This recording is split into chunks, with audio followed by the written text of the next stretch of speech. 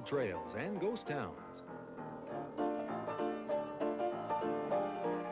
Share the adventures of our early pioneers as we explore the development of the Pacific Northwest and beyond. With your host, Mike Roberts, and historian Bill Barley.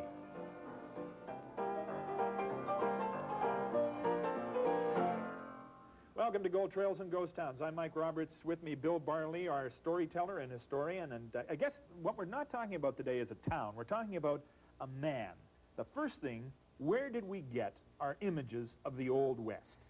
Well, we got them from a series of famous Western artists from the 1860s right through to just after the turn of the century. A lot of names come to mind. Remington comes to mind, Catlin, Bodmer, Farney, Olaf Seltzer, Werner, and there are probably a dozen more that belong in that top echelon of Western artists that gave us our impressions, or people of that time, their impressions of the Old West.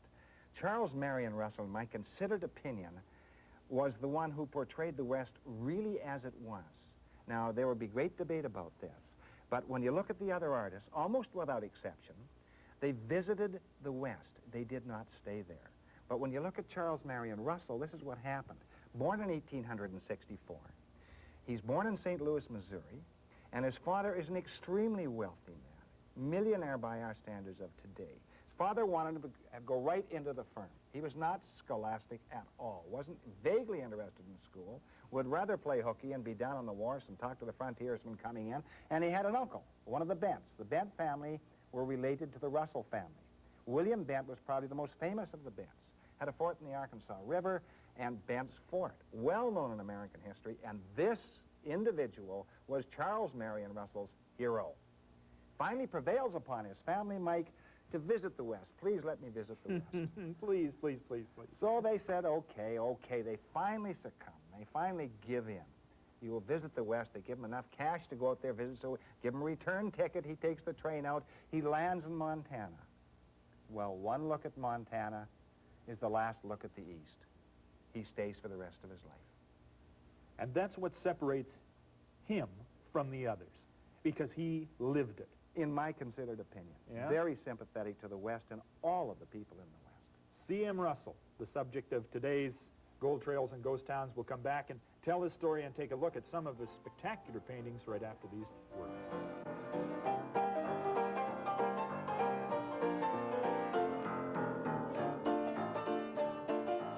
Ghost Towns, Mike Roberts and Bill Barley talking about Charles M. Russell. Yep.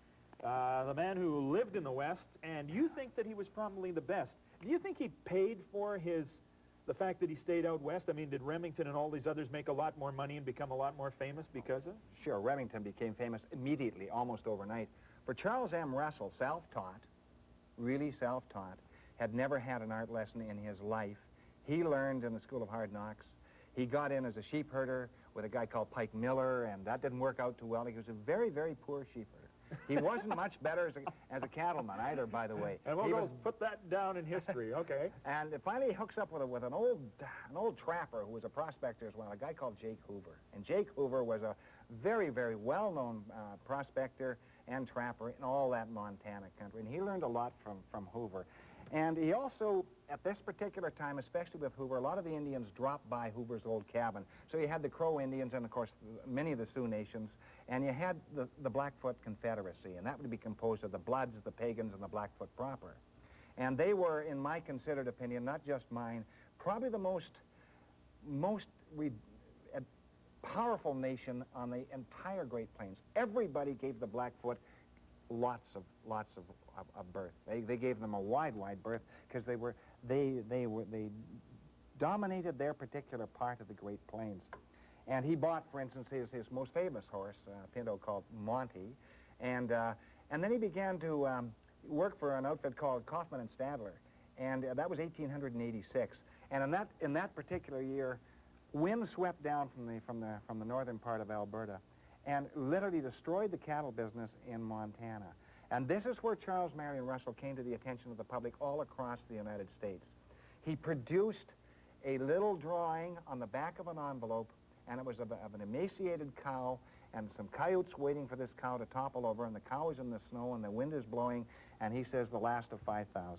That's the message he sent to Kaufman. Was that one of his first? That was the first piece of art Oh, that yeah. the people recognized as being Russell's. Yeah, very definitely. And he became well-known overnight virtually on that. Now, it's a crude drawing, and his first drawings were crude.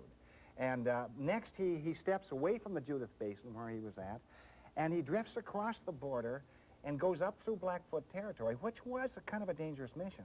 But he gets through Blackfoot territory, and he comes upon a village of the Blood Indians. And there he makes friends with the chief and all the warriors. He stays there for half a year, makes close friends with an old Indian warrior called Medicine Whip. And Medicine Whip was taught him all about Indian ways. And it was probably a toss-up whether or not Charles Marion Russell was going to stay there. You mean he may have stayed rather than ever go back to white ways? Yes, many scholars, people who have followed the career of Charles Marion Russell, think that it was just 50-50. He decided to come back eventually, but he never forgot his experience in the northern part of North America, in Canada, especially in what was then known as Northwest Territories, now Alberta. The other thing that's interesting to me is that the common way to portray native people to the West was that he was a savage, that he was heartless, Sure. he was brutal, and yet when you take a look at Russell's paintings, he was a loving person, he had the family ties, he was a spiritual. I mean, this must have run counter to what certainly the West developers wanted people to think about India. Certainly the Army would not have agreed with Russell's portrayal of the Plains Indians. There's not much doubt about that. He was very sympathetic to the Plains Indians. You can see that in his drawings. You can see that even in some of the plates that show the warlike qualities, you know, the finest horsemen in the world. And so certainly he went into this area in 1888, which is interesting. He's a very young man. He's having crude drawings. In fact, Mike, very, very interesting story. About 1969, I think, I was up in the North Okanagan in a certain town up there, still standing, well known in the North Okanagan, was introduced to an individual. Only 2 or 3 people had been in her house. She was elderly at that time, probably approaching 70 or so. Let me into her house to see her collection, and I looked over her collection, was absolutely astonished by the massive collection she had.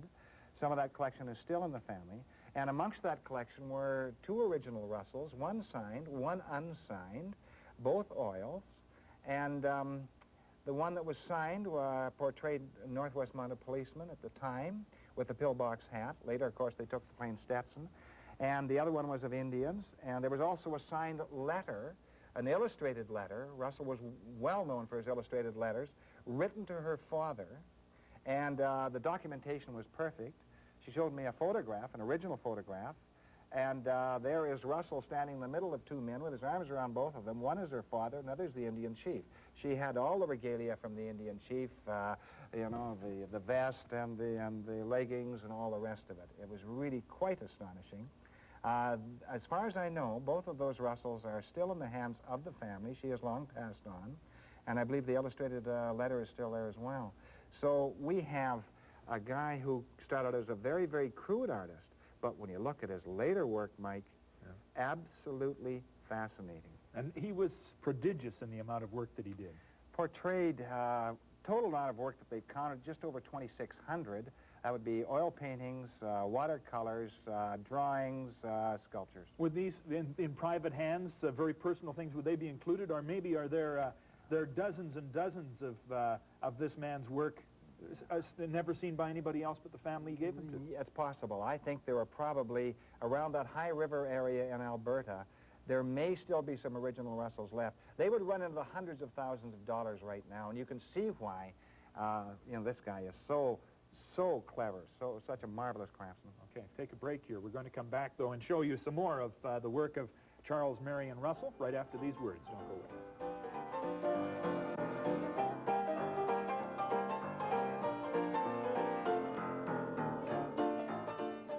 Ghost Towns, Mike Roberts and Bill Barley talking about C.M. Russell, Charlie Russell, Charles Russell. Any other nickname? Well, when he first came there, they called him the Kid. I guess he was 15 years old.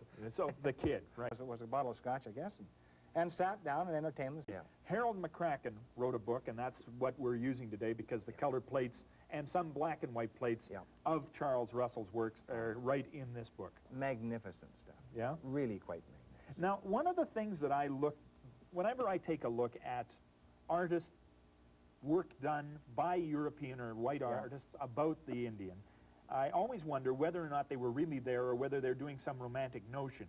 This painting by Russell shows the Indians hunting buffalo with bow and arrow. Would Russell have ever seen that? No, he wouldn't have. That would be because he would be doing this in probably the 1890s, 1900s, and but he would have got all the information from Medicine Whip, this old blood Indian old warrior who had befriended Russell. And so in conversations, he'd learn the technique. He'd say, how did you do this? And Medicine Whip would tell him about how they'd hold the bow and everything like that. And not only that, he gathered a lot of the Indian artifacts. You go to Great Falls, Montana, and in Russell's cabin, you'll see some of the original Indian artifacts of the time. Yeah. Now, this one right here, this is one of those. This is a Medicine Whip? What is that what that is? Or a quirt or a whip, yeah. Yeah? And what would be the use? I mean, it looks like it could render a person... You certainly get a person's attention with this. Well, one of two ways. You would whip them across the face with it. That's counting coup. What is that? That's the greatest insult, counting coup. Counting coup. Yeah. And that's the greatest insult you could give an enemy warrior.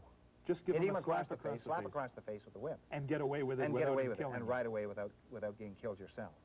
And that was the highest honor on the battlefield. So this actually comes Blackfoot, almost certainly. Yeah. And very rare piece. They're hard to come by. We know it's original, and we'll discuss that some other time. All right. And so Medicine Whip was a medicine man with the Blackfoot Nation? Yes. Yeah? Yeah. Okay. Now, this is a black and white painting. There is a color painting of this, but this is just black and white print of buffalo jump.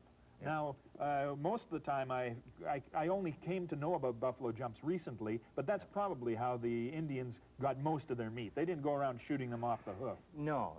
Originally, certainly, before the advent of the gun, when they had the bow and arrow and the lance, they would certainly drive the buffalo over by impounding the buffalo and driving them over a cliff that would disable the buffalo, and then they would take the first buffalo and ceremoniously cut them up. Butcher it up. Now, that's what this is right here. Yeah. This is a slab of stone, and it is sandstone, I can presume? Yeah, it is. Now, it's very distinctive looking. I mean, tell me how you found this. Well, I found that out of Calgary, just south of Calgary, on a ranch. A rancher let me in there and said, take anything you want, Bill. It's been combed pretty well. And I was sitting up and looking down over an old buffalo jump and looking down at the bend in the river where obviously the teepees would have been. And right in the center of the old camp was this. Took it to an individual I knew. He said, that's very interesting. This is the ceremonial cutting stone, he said, of the first buffalo that was disabled, and they would ceremoniously cut it up, and on this stone. Is that right? Yeah. And so this is, there was their butcher block, but a ceremonial butcher block. For sure. And you found this where? I found this just south of Calgary on a ranch down there. Yeah, because that's where the buffalo jumps were. I mean, there's a great federal museum right now called at Buffalo Jump, which is just wonderful to see. Smashed-in head buffalo jump. That's right. Yeah. And okay, so that's what that is. And may he have seen that? Because with buffalo jumps, or would all the buffalo be gone by this time? No, the buffalo, there were still some buffalo around, but not many in the 1880s. The great herds have been decimated. The herds of 3 and 4 and 5 million buffalo were gone. And the Indians were, with the exception of the Indians in Canada, inclined to go back into the original reserve, and they had broken the power of the Indian nations. All right. Taking a look at another one of Russell's work, this one has him watching the settlers. This again would be fanciful, or again as a result of his conversations? No, he knew the way of the Indians. There's not much doubt about it. He could read the Indians' mind very, very well, partly from living with them, partly from being very sympathetic, and they understood that. So that these Indians in this particular, painting really are looking at, they're seeing the invasion of a new race. It destroys their old way of life, and they're wondering precisely what to do. That's why it's entitled Watching. Yeah. Sun worshippers. Yeah. Well, sun worshippers, very interesting. The Indians felt that there was another power. They felt that the sun was extremely important because with it came the seasons, and so they worshipped the sun. And this is why you had the sun dance, the rain dance, and many other ceremonies with the Plains Indians especially. Okay. You mentioned that everybody gave the Blackfoot a wide berth. This painting, when Sioux and Blackfoot meet, would do nothing, I guess, to humanize the Indian to the Western world, but it certainly this is one of the first that really says, gosh, could he ever paint action? Yeah, this is a firefight. I think this is one of his best portrayals of the Indian warrior on the back of a horse, capable of doing almost anything. This was a story that was described to him in detail by Medicine Whip, the old blood warrior. And so he describes this. Russell paints it years later, which I think is a marvelous, marvelous painting. Yeah.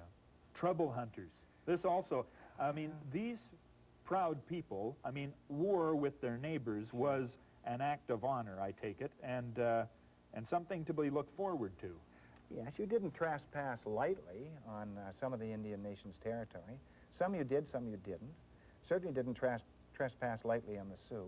Most of the Indians he portrays are either Sioux or the Blackfoot Nation, you know, Pagans' Bloods or Blackfoot proper. And when you take a look at these paintings, do they accurately, I mean, how do the native people of today look upon Russell's work? Was it an accurate portrayal in their opinion? He made very, very few mistakes. When he portrayed the handprint on which meant that it was a very valued horse, this was right.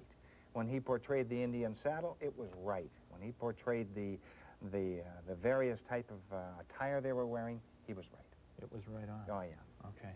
This particular piece of work gets us to the cowboy. And again, gosh, action was his forte. Look, I mean, this is a bronco invited to breakfast or something like that? Yeah, well, somebody was showing off. And he got a wild bronc, and the bronc came in on the breakfast. Well, the cook would not be very pleased. Cooks were notoriously short of...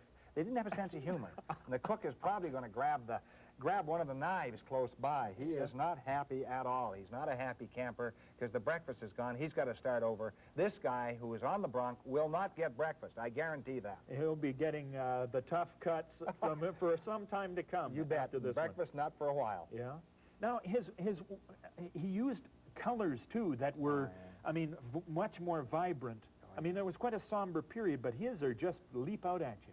And not only that, his action is so good. Yeah. I mean, you can see, you could almost a portrayal, almost a photograph of what actually would have happened. Now, tell me what is this is In Without Knocking? In Without Knocking, and I imagine now you know there's a liquor bottle there. The cards are outside the door. Somebody went out very, very annoyed, threw the cards outside, then decided to come back in with the rest of the gang. They may be after a tin horn gambler. It's quite possible they are. So they're riding right in after this guy. Did happen again. Depends whether the gambler was straight or whether he was a tin horn. If he was tin horn, well, sometimes they got pretty short shrift. Now, so the Hoffman Hotel would not be the same after this particular Do you think? Most definitely. Do you think that he saw this? Do you think Russell saw this? Because this was a kind of mayhem that was still happening in the 1880s. Yeah, when the Cowboys were on the prod, they quite often rode right through. If they had room, they could ride right through the swinging doors, right into and they thought that was kind of funny. Yeah. Yeehaw. The proprietor did not. They'd had darn little human contact for a while, so that's it. Outlaws, of course, this is what the pulp novel was all about. Yeah. I mean, the outlaw, the rustler, and this one here, again, shows the action, the danger, the violence of the time. Well, if you were caught, as these two are in this portrayal, in this marvelous painting... The cinch ring. Yeah, the cinch ring would act as another running iron. They just used a cinch ring to change the brand. Sometimes they'd skin a brand, sometimes they use a cinch ring to change it to their own brand. So a cinch ring is just a big metal ring which you could heat up, and then if you applied it to the cow's hide, you could change the shape of the brand. Yes, as long as nobody caught you. And in this case, these guys are caught. One has been shot already. His partner has a real problem, and the partner is he's got to cut loose because the calf is still attached to the lariat, and he's got to cut loose, and he will leave his partner behind because it's sudden death for him. It's already his partner is probably on his way, and the ranchers are bearing down on him, and they're not fooling around. This is lynch law at its best. And just to see this guy, his positioning, the way they've got this guy positioned, he is frozen in just a most dramatic position. Oh, yeah. Just sure. The action is against. And it was a dangerous time. You know, I mean, this was the West when. This was a Wild West. That's right. When the Indian nations felt that it was their country, they had been there since time immemorial, and they didn't take trespass easily. And this next painting is very interesting. This one always gets me. There are some modern painters trying to do this kind of subtle stuff, but this is When Shadows Hint Death. Yeah. And unfortunately, this is in black and white, but you can see the shadows on the far rim of the Well, canyon. yeah, it's quite interesting because these two guys are on probably looking for strays, and suddenly they see shadows up very shortly just across the draw. Looking at the shadows, they're Indian shadows. The Indians look like they're on the prod, and they quickly grab the muzzle of their horse so the horse won't neigh. And won't give them their That's location right. away, because You it bet. could be Sudden death. an ugly moment Yeah. in cattle ranching. Sudden death for sure. And of course, the threat of that the Indians pose to settlers coming across the West, even though Russell may have had great sympathy for the Indians, I guess he still portrayed them as dangerous people. Yeah, there's no doubt that they were menacing in some areas, and some of the portrayals indicate why. Now, these Indians, and this particular one, are looking down at a fort that's just been established. This is their territory, and they are wondering whether or not it's worth their while to take this intruder on. Yeah, look at the chief here. He's actually got he's stroking his chin with his hand. And two of the more brave warriors are looking at it, and they're ready to go. He's not too sure. And this is marvelous, marvelous portrayal. So we had Russell portraying a number of different things. He did not portray the U.S. Army. I don't think he had a lot of sympathy. He left that to Remington. He left that to Farney. He left that to others. He did portray, however, the cowboy, the Indians, the rustlers, and he portrayed the Northwest Mounted Police. And we've got a couple of prints of the Northwest Mounted Police right here. And again, I mean, when you send in the cavalry, what that indicates is you're sending in dozens and dozens of people. This is a single-handed arrest. Tell me about this. There's no doubt about it. He paints this 25 years after he'd been in that area around High River and up in that blood country, and he was very impressed with the Northwest Mounted Police. And they, I think, were the most efficient law enforcement body on anywhere in the Great Plains. Not much doubt about it at all. They sent in a constable when they thought the constable could make the arrest. Yeah. This actually happened. Fugitive on the run, he goes right into the Blackfoot camp, armed with a Winchester. Everyone else is armed to the teeth. Picks this guy out, taps him on the shoulder. You come with me. And he made it. Well, you can see that there is another warrior sitting here, and he's also saying, I wonder what I do in a situation like this. Yep.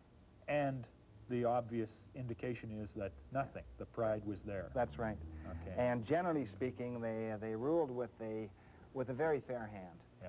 So you know, this is one of a number he had of the Northwest Mounted Police. But we've run out of time. So we can't show anymore, but Russell's only got 2,600. We only could do 2,600 more shows, I suppose. Still a fascinating story. Marvelous artist. Charles M. Russell. And we hope you've enjoyed it. See you next time on Gold Trails.